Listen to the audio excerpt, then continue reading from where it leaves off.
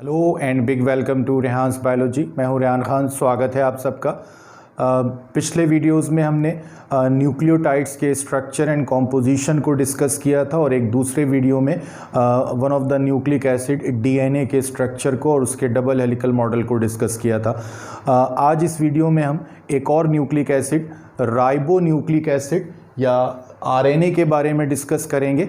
जिन लोगों ने पिछले वीडियोस नहीं देखे हैं, प्लेलिस्ट में जाकर वो न्यूक्लियोटाइड्स और डीएनए के स्ट्रक्चर एंड कॉम्पोजिशन से रिलेटेड जो वीडियोस थे उनको देखें ताकि वो न्यूक्लियोटाइड्स के बेसिक स्ट्रक्चर के बारे में जान सकें। एक छोटी सी समरी यहाँ पर अभी फिर से हम उसको डिस्कस करेंगे, लेकिन डीएनए और न्यूक्लियोटाइड को अगर आपको डिटेल में डिस्कशन देखना है तो आप पिछले वीडियोज़ को प्लीज़ ज़रूर देखिए। तो जो हमने पिछले वीडियोज़ में बात की थी कि न्यूक्लियोटाइड्स क्या होते हैं। न्यूक्लियोटाइड्स जो हैं वो मोनोमर हैं न्यूक्लिक एसिड्स के, यानी कि जो न्यूक्लिक एसिड्स हैं वो पॉलीमर्स होते हैं न्यूक्लियोटाइड्स के, या न्यूक्लियोटाइड्स जो हैं वो बिल्डिंग ब्लॉक्स होते हैं न्यूक्लिक एसिड्स के।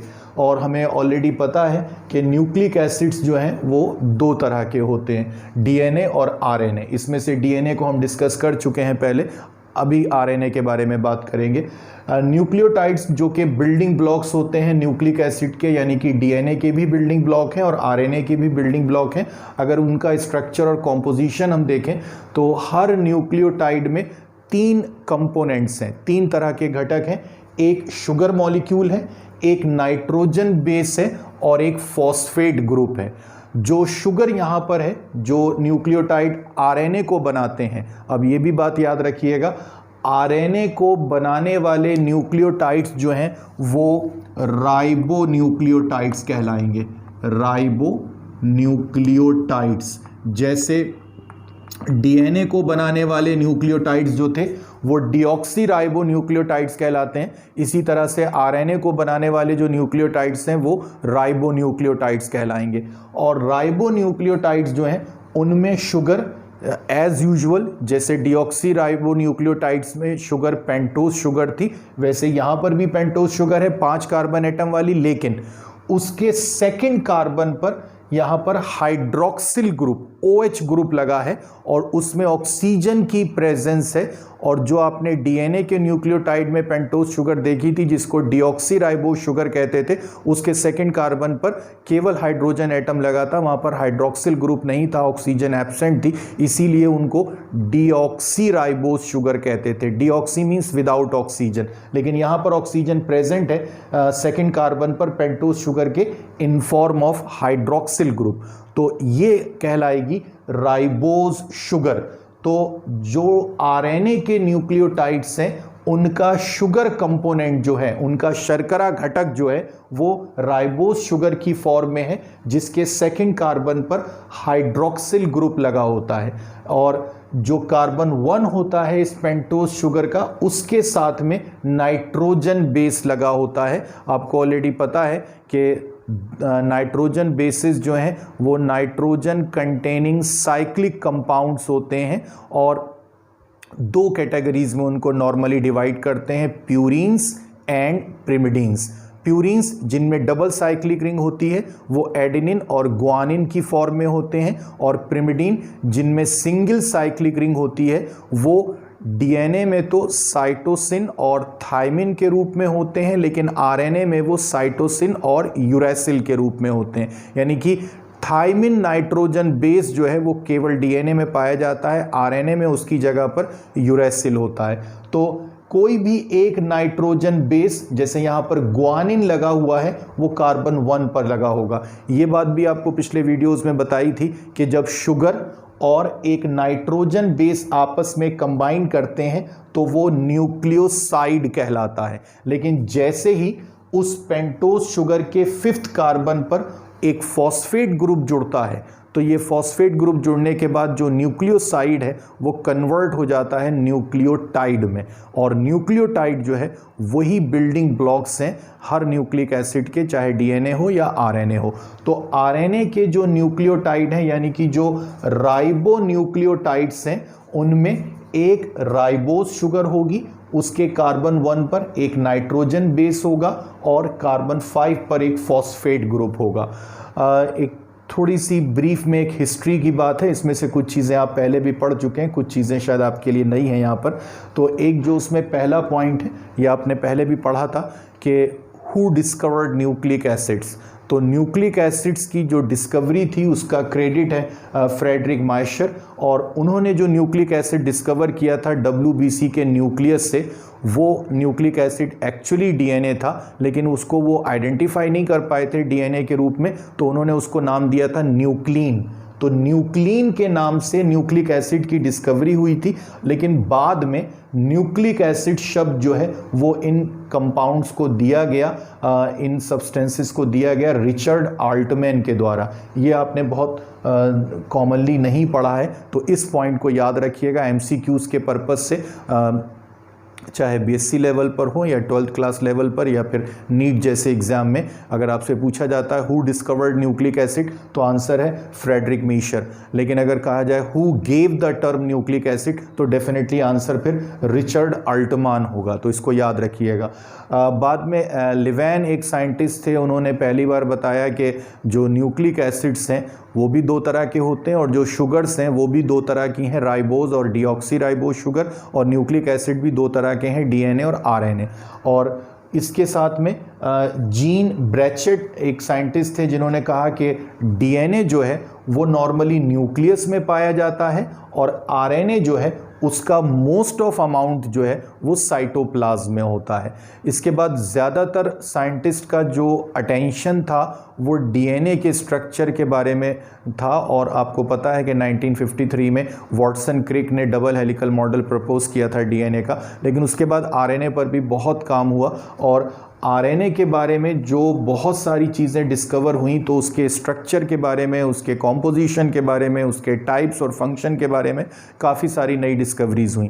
तो जो कैरेक्टर्स हमें अब पता हैं RNA के, वो एक बात जो आपको पहले भी कहा है कि RNA is one of the nucleic acid. RNA एक प्रकार का न्यूक्लिक एसिड है जैसे कि DNA होता है और लिविंग सेल्स में पाया जाता है। दूसरी बात, RNA के कॉम्पोजिशन में न्यूक्लियोटाइड्स अरेंज होकर चेन की फॉर्म में पॉलीन्यूक्लियोटाइड चेन बनाते हैं, और एक पॉलीन्यूक्लियोटाइड चेन से मिलकर नॉर्मली RNA बना होता है।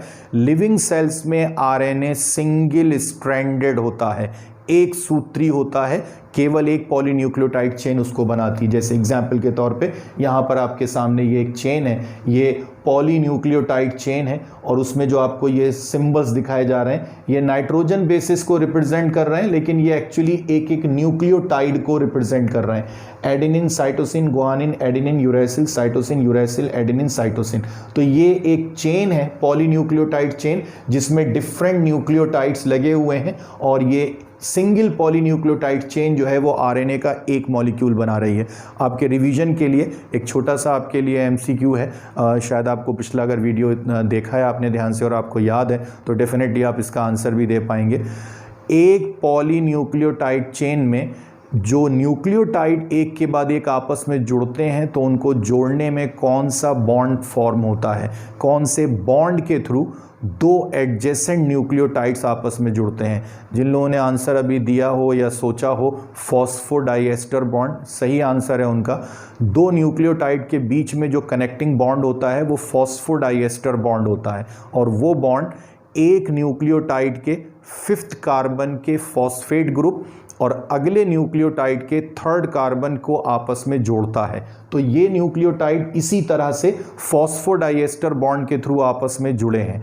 अब ये न्यूक्लियोटाइड चेन जो है, इसका जो स्टार्टिंग न्यूक्लियोटाइड है सबसे ऊपर वाला, चूंकि उसका कार्बन 5 फ्री है तो ये उसका 5 प्राइम एंड होगा, और जो उसका सबसे नीचे वाला न्यूक्लियोटाइड है जिसका कार्बन 3rd फ्री है, उसके नीचे कोई और न्यूक्लियोटाइड ना होने की वजह से वो उसके 5th कार्बन के साथ नहीं जुड़ा है किसी दूसरे न्यूक्लियोटाइड के, तो वो फ्री है, तो ये 3 प्राइम एंड माना जाएगा। अब यहाँ पर एक चीज़ और याद रखिएगा, RNA जो है वो DNA की हेल्प से बनता है। क्या कहते हैं उस प्रोसेस को? जब RNA जो है DNA की हेल्प से बनता है तो ये प्रोसेस कहलाती है ट्रांसक्रिप्शन। तो ट्रांसक्रिप्शन वो प्रोसेस है जिसके थ्रू DNA की हेल्प से RNA का फॉर्मेशन होता है। आरएनए पॉलीमरेज नाम का एक एंजाइम होता है जो आरएनए फॉर्मेशन में हेल्प करता है। और आरएनए का फॉर्मेशन जब होता है डीएनए से तो माना जाता है कि डीएनए की जेनेटिकल इन्फॉर्मेशन जो है थ्रू आरएनए आगे ट्रांसफ़र हो रही है, जो कि प्रोटीन फॉर्मेशन में ट्रांसलेट हो जाएगी। तो ट्रांसक्रिप्शन वो प्रोसेस है जिसके थ्रू डीएनए की हेल्प से आरएनए बनता है। और डीएनए के जो 2 स्ट्रैंड हैं, आप कल पढ़ चुके हैं पिछले वीडियो में कि हर डीएनए मॉलिक्यूल जो है लिविंग सेल्स में वो डबल स्ट्रैंडेड होता है, उसमें 2 पॉलीन्यूक्लियोटाइड चेन होती हैं।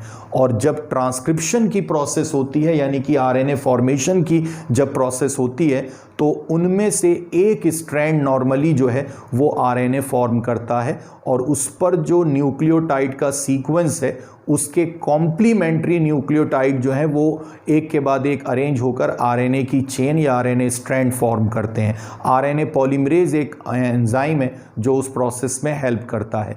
केवल कुछ वायरस ऐसे हैं जहां पर ये प्रोसेस रिवर्स हो जाती है, यानी कि वहां पर आरएनए की हेल्प से डीएनए बनता है। इसको कहते हैं रिवर्स ट्रांसक्रिप्शन।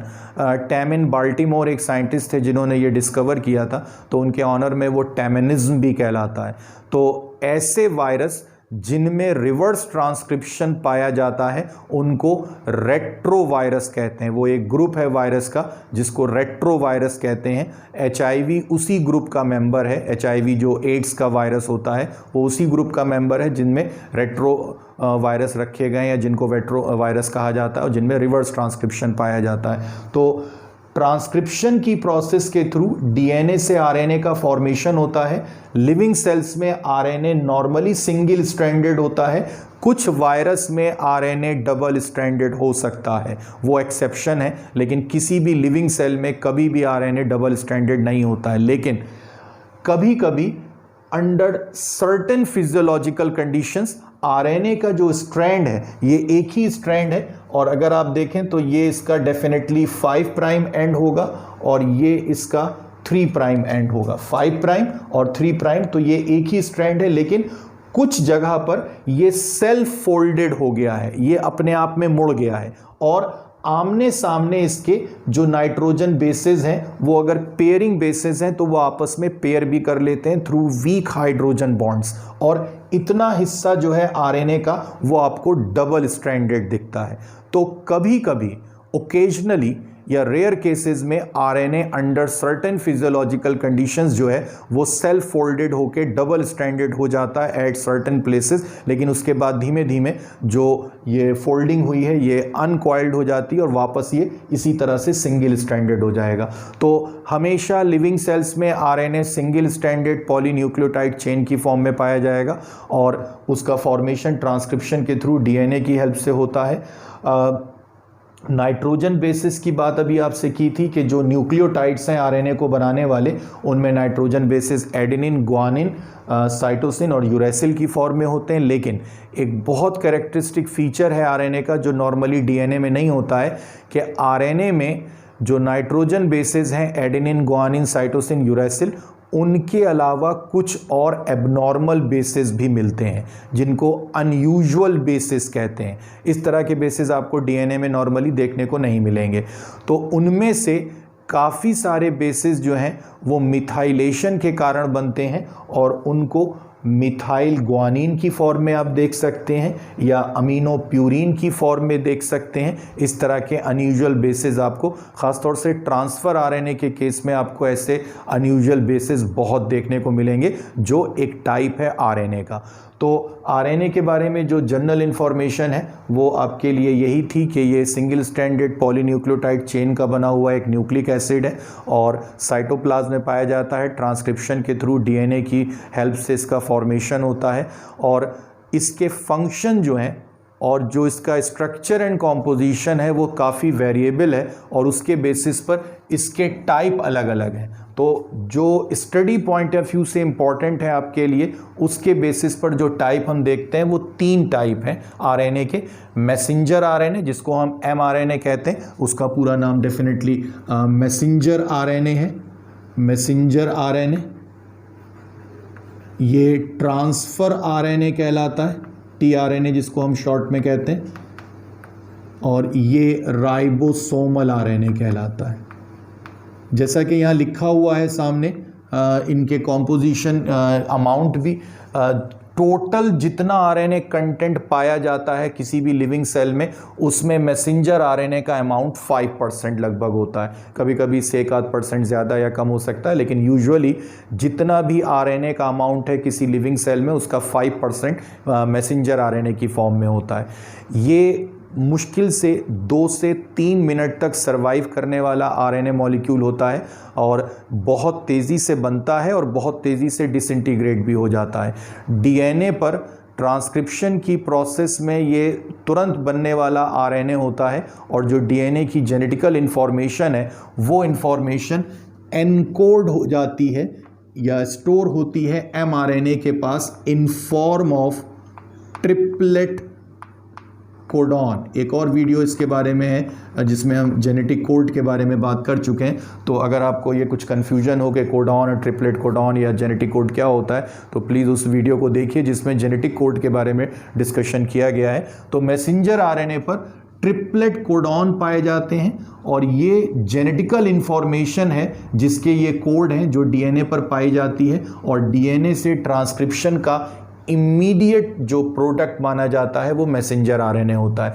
अब इसके कुछ खास कैरेक्टर हैं, उनमें एक कैरेक्टर ये कि इसका जो 3 प्राइम एंड होता है, सॉरी जो इसका 5 प्राइम एंड है, वहाँ पर एक ग्वानोसाइन ट्राइफॉस्फेट जीटीपी इस फॉर्म में एक न्यूक्लियोटाइड लगा होता है, ग्वानोसाइन ट्राइफॉस्फेट, और ये कैप की तरह काम करता है, जी कैप भी कहते हैं इसको।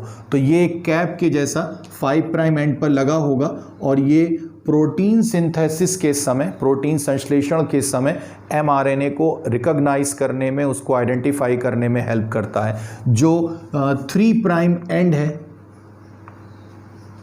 मैसेंजर आरएनए का, वहाँ पर एडेनिन बेसेस एक लंबी चेन की फॉर्म में लगे रहते हैं, पॉली एडेनिन सीक्वेंस कहते हैं उसको, या वो पार्ट जो है वो पॉली एडेनिन टेल भी कहलाता है, पॉली एडेनिन टेल। और ये जो पार्ट है वो मैसेंजर आरएनए को बचाता है एंजाइमेटिक डिग्रेडेशन से, एंजाइम्स के इफेक्ट से डिग्रेड ना हो जाए, नष्ट ना हो जाए एमआरएनए, इससे बचाने का काम करता है ये पॉली एडेनिन टेल वाला पार्ट। तो मैसेंजर आरएनए पर ट्रिपलेट कोडॉन पाए जाते हैं, जेनेटिक कोड इसी पर होता है, और जो डीएनए की जेनेटिकल इन्फॉर्मेशन है वो मैसेंजर आरएनए के पास ट्रिपलेट कोडॉन की फॉर्म में होती है, और वो ट्रिपलेट कोडॉन प्रोटीन में अमीनो एसिड के सीक्वेंस को तय करते हैं। उनमें हर एक कोडॉन जो है टर्मिनेशन कोडॉन को छोड़कर किसी न किसी अमीनो एसिड के लिए कोड होता है, और वो तय करेगा कि जब प्रोटीन सिंथेसिस होगा तो किसी भी प्रोटीन मॉलिक्यूल में जो बन रहा है ड्यूरिंग प्रोटीन सिंथेसिस, उसमें किस अमीनो एसिड के बाद कौन सा अमीनो एसिड आएगा, वो ट्रिपलेट कोडॉन तय करते हैं जो मैसेंजर आरएनए पर पाए जाते हैं। सिंगल स्ट्रैंडेड मॉलिक्यूल इसी तरह का होता है सिंपली, और कोई इसमें ख़ास कैरेक्टर इसके अलावा नहीं है, और इसका काम है कि जेनेटिकल इन्फॉर्मेशन जो है डीएनए की, उसको आगे मैसेंजर आरएनए जो है ट्रिपलेट कोडॉन की हेल्प से प्रोटीन की फॉर्म में ट्रांसलेट करने में हेल्प करता है। ट्रांसफ़र आरएनए जो अगला टाइप है, इसके बारे में काफ़ी सारे इंटरेस्टिंग पॉइंट है, आप याद भी रखिएगा उनको। एक सबसे interesting point, transfer RNA is smallest RNA, सबसे छोटे टाइप का आरएनए होता है, और मुश्किल से इसमें 75 to 95 न्यूक्लियोटाइड्स होते हैं। मैसेंजर आरएनए और राइबोसोमल आरएनए को अगर आप देखें तो उनमें 1000 से लेकर करीब करीब 12-15 हज़ार तक न्यूक्लियोटाइड्स हो सकते हैं एक मॉलिक्यूल में। वेरिएशन रहता है उनमें काफ़ी सारा, लेकिन इतना कम नंबर न्यूक्लियोटाइड्स का वो किसी और आरएनए में नहीं मिलेगा आपको एक्सेप्ट ट्रांसफ़र आरएनए।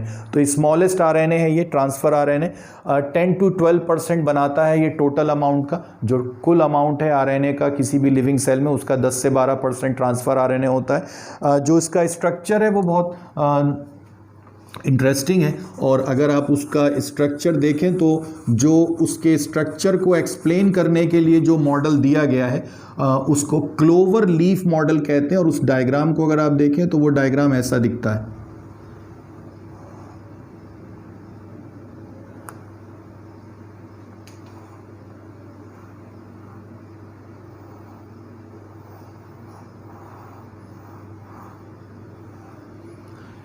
ये एक ट्रांसफर आरएनए का मॉलिक्यूल है और ये मॉलिक्यूल जो है उसमें एक ही स्ट्रैंड है, ये इसका 5 प्राइम एंड है और ये इसका 3 प्राइम एंड है। तो ये एक ही मॉलिक्यूल है, लेकिन ये सेल्फ फोल्डेड होने की वजह से और आपस में आमने सामने पेयरिंग बेसिस होने पर हाइड्रोजन बॉन्ड्स बन जाने की वजह से ये डबल स्ट्रैंडेड दिखता है, अदरवाइज ये सिंगल स्ट्रैंडेड है।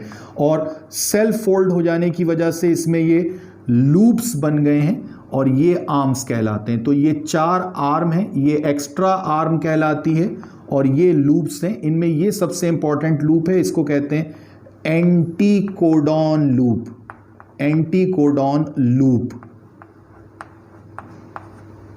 और इसमें 3 न्यूक्लियोटाइड्स यहां पर लगे होते हैं जिनको एंटीकोडॉन कहते हैं और ये DHU लूप कहलाता है, ये T-Cy-C लूप कहलाता है। ये जो इसका 3 प्राइम एंड है ये अमीनो एसिड अटैचमेंट पॉइंट कहलाता है, अमीनो एसिड अटैचमेंट पॉइंट।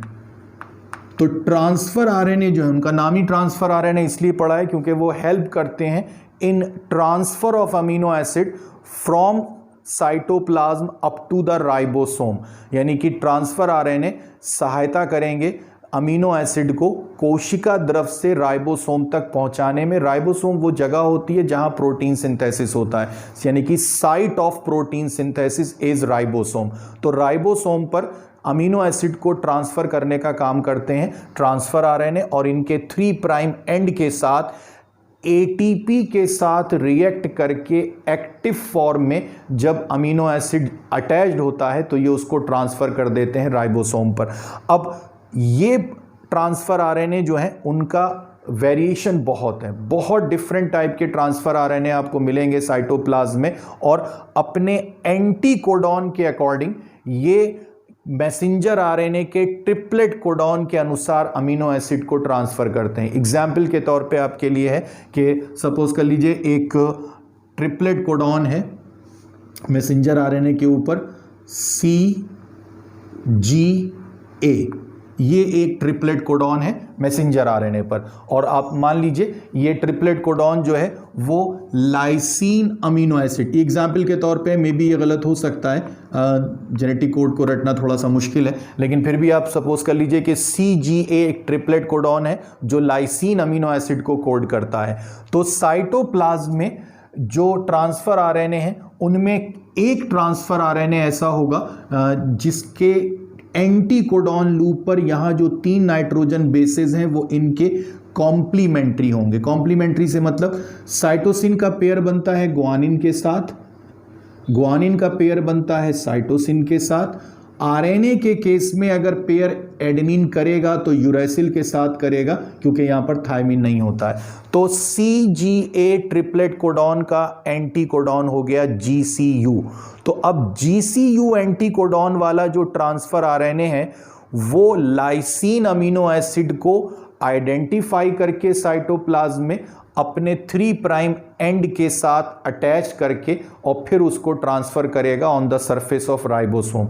ये अडेप्टर मॉलिक्यूल भी कहलाते हैं और ये बहुत इंपॉर्टेंट पार्ट होता है कि सही अमीनो एसिड को आइडेंटिफाई किया जाए और उसको ट्रांसफर किया जाए राइबोसोम की सरफेस पर ताकि वो अटैच्ड होकर और पेप्टाइड बॉन्ड के थ्रू आपस में कनेक्ट होकर एक लंबी पॉलीपेप्टाइड चेन बना सकें जो आगे चलकर प्रोटीन मॉलिक्यूल में कन्वर्ट हो जाती है। तो प्रोटीन सिंथेसिस के समय ट्रांसफर आरएनए इस तरह से अपने एंटीकोडॉन के अकॉर्डिंग और triplet codon of messenger RNA के अकॉर्डिंग एक पर्टिकुलर अमीनो एसिड को अटैच करके और ट्रांसफर करने का काम करते हैं। ये जो आपके सामने स्ट्रक्चरल मॉडल जो दिखाया गया है एक स्ट्रक्चर ट्रांसफर आरएनए का, ये कहलाता है क्लोवर लीफ मॉडल। नाम याद रखिएगा इसका, clover leaf model. Clover actually एक प्लांट का नाम होता है और उसकी लीफ जो है वो ट्राई लोब्ड होती हैं। अगर उस प्लांट की लीफ को आप देख सकें तो उसकी लीफ जो है वो इस तरह की होती हैं। ये पत्ती है, लीफ है, और ये लीफ जो है उनमें जिस तरह से ये लोब निकले हुए हैं 3, ऐसे यहाँ पर लूप्स हैं, तो इसीलिए इसका नाम पड़ा है clover leaf model. Holley and Nirenberg का दिया हुआ मॉडल है, ये नाम भी याद रखिएगा। 2 साइंटिस्ट हैं, हॉली एंड निरनबर्ग। तो इनका दिया हुआ 1965 के आसपास ये प्रपोज किया गया था मॉडल। तो हॉली एंड निरेनबर्ग का दिया हुआ ये क्लोवर लीफ मॉडल है और ये स्ट्रक्चर को एक्सप्लेन करता है ट्रांसफ़र आरएनए के। तो आपके लिए कई सारे इंपॉर्टेंट पॉइंट हैं इसमें एमसीक्यूज़ के लिए, ख़ासतौर से नीट जैसे एग्ज़ाम के एमसीक्यूज़ के लिए। एक तो यही है कि स्मॉलेस्ट जो आरएनए होता है वो ट्रांसफ़र आरएनए होता है जिसमें न्यूक्लियोटाइड्स का नंबर बहुत कम है और इस पर एंटी कोडॉन पाए जाते हैं जो किसी ट्रिपलेट कोडॉन के साथ में पेयर कर सकते हैं मैसेंजर आरएनए के, और ये अमीनो एसिड को ट्रांसफ़र करने का काम करता है। तीसरा जो टाइप है आरएनए का वो है राइबोसोमल आरएनए, जिनको हम आरआरएनए कहते हैं। 80% से ज़्यादा, मोर देन 80% जो साइटोप्लाज्म में आरएनए का कंटेंट है वो राइबोसोमल आरएनए की फॉर्म में होता है। तो राइबोसोमल आरएनए जो है या आरआरएनए वो 80 to 85% हो सकते हैं, सबसे ज़्यादा अमाउंट में पाया जाने वाला आरएनए होता है। और ये जो है आपको पहले अगर सेल बायोलॉजी में पढ़ाया गया कि एक सेल ऑर्गेनेल है जो अपने आप में बहुत इंटरेस्टिंग है और बहुत सारे इंपॉर्टेंट बातें उसके बारे में होती हैं जिसको हम कहते हैं राइबोसोम। तो ये राइबोसोम जो है इसमें दो पार्ट होते हैं, एक इसकी स्मॉलर सब यूनिट होती है और एक स्मॉलर सब यूनिट और एक इसकी लार्जर सब यूनिट होती है। और ये दोनों सब यूनिट जो है वो आपस में मैग्नीशियम आयन के कंसंट्रेशन के अकॉर्डिंग एक दूसरे से अटैच रहती हैं। ये पूरा राइबोसोम बना है मेनली राइबोसोमल आरएनए और राइबोसोमल प्रोटीन का। तो ये जो दोनों सब यूनिट हैं इनका अगर आप केमिकल एनालिसिस करें तो आपको पता चलेगा कि इन दोनों यूनिट के अंदर दो या उससे ज़्यादा आपको जो है वो आरएनए के मॉलिक्यूल इस तरह से मिलेंगे। और ये जो आरएनए के मॉलिक्यूल यहाँ पर हैं ये एक्चुअली राइबोसोमल आरएनए है या आरआरएनए है। तो राइबोसोमल आरएनए का नाम इसीलिए राइबोसोमल आरएनए है कि ये कंपोनेंट हैं, घटक हैं राइबोसोम के, और राइबोसोम का प्रोटीन सिंथेसिस में बहुत इंपॉर्टेंट रोल है। They are site of protein synthesis, यानी कि राइबोसोम जो है वो प्रोटीन सिंथेसिस का जहाँ पर प्रोसेस होती है वो लोकेशन है। तो ये राइबोसोम की जो स्मॉलर और लार्जर सब यूनिट है इनके अंदर राइबोसोमल आरएनए पाए जाते हैं, सिंगल स्ट्रैंडेड होते हैं, और जब ये साइटोप्लाज्म में मिलने वाले राइबोसोमल प्रोटीन के साथ कंबाइन कर लेते हैं तो ये उनके साथ जुड़कर फिर राइबोसोम बनाएंगे। डेफिनेटली इनका फंक्शन राइबोसोम को बनाना है, और राइबोसोम चूँकि प्रोटीन सिंथेसिस के साइट या लोकेशन है तो उनका होना इम्पॉर्टेंट है। तो आप देखिए जो 3 टाइप के आरएनए हैं उसमें से राइबोसोमल आरएनए तो राइबोसोम को बना रहे हैं जो कि प्रोटीन सिंथेसिस की साइट है। मैसेंजर आरएनए जो इनके साथ यहाँ कहीं पर जुड़े होते हैं राइबोसोम के साथ में ड्यूरिंग प्रोटीन सिंथेसिस, उनके ऊपर ट्रिपलेट कोडॉन की फॉर्म में जो है वो कोड लगे हुए हैं। ट्रिपलेट कोडॉन की फॉर्म में मीन्स जैसे यहाँ पर आप देखिए CCGAC, UCCGGACGUC, इस तरह से ये ट्रिपलेट कोडॉन लगे हुए हैं मैसेंजर आरएनए पर। और इन ट्रिपलेट कोडॉन्स के अकॉर्डिंग ट्रांसफ़र आरएनए अपने एंटी कोडॉन के अकॉर्डिंग ट्रांसफ़र आरएनए जो है इन ट्रिपलेट कोडॉन के थ्रू जो अमीनो एसिड कोड हो रहे हैं उनको साइटोप्लाज्म से लाकर यहाँ राइबोसोम की सरफेस पर ट्रांसफ़र करेगा। और जैसे जैसे एक के बाद एक ट्रिपलेट कोडॉन के अकॉर्डिंग यहाँ पर अमीनो एसिड आते जाएंगे राइबोसोम की सरफेस पर by the help of transfer RNA, उनके बीच में पेप्टाइड बॉन्ड्स बनते चले जाएंगे और एक पॉलीपेप्टाइड चेन तैयार हो जाएगी। तो आरएनए का फंक्शन जो है वो प्रोटीन सिंथेसिस में हेल्प करना है।